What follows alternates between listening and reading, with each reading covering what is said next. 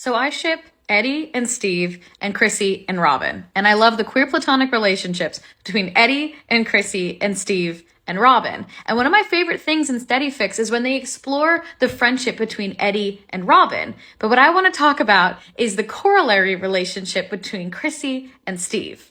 I think this relationship would really start with both of them being so in love truly with their nerdy soulmate and being so happy to finally have a jock around. This is also something I really like to explore in Steve and Lucas's relationship, but what I really like picturing for Chrissy and Steve is the two of them, not being talkers or artists like their partners and best friends, and instead needing to process and exercise their feelings literally through exercise, and the two of them bonding over a game of pickup or teaching each other how to do cheer lifts or something like that. And I also think there's a lot of potential for them to bond over the negative aspects of physicality too, things like beauty standards and body image. There's not necessarily a ton of canonical evidence that Steve also struggles with an eating disorder the way Chrissy does, but I do think that characterization would work and would be interesting to explore. But beyond that, any AU where Chrissy survives being attacked by Vecna is going to leave her with injuries pretty similar to Max's, and I really like the way that people explore that, as well as the disabilities that Steve probably deals with after being beat up so many times. I just think it would be really interesting to see the two of them explore together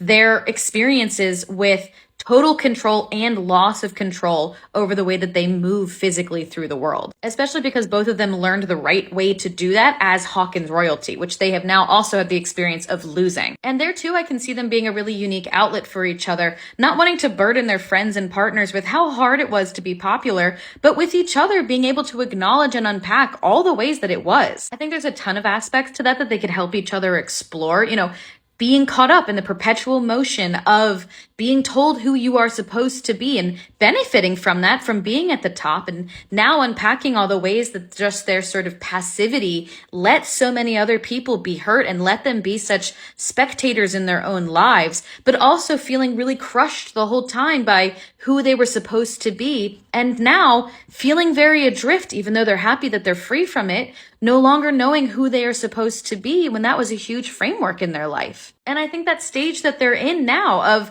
waking up to themselves and figuring out who they are without all of these things telling them who they should be would be really lovely to see them going through together. But yeah, I don't know. I just feel like there's a really poignant bond to explore between these two characters that brings a lot of depth to both of them. And I also think that there's kind of a Shakespearean comedy of errors in there somewhere where Eddie and Robin observe this beautiful bond that's emerging and think, oh my God, of course Ken and Barbie are dating. Woe is me. This is the worst. And then hijinks ensue.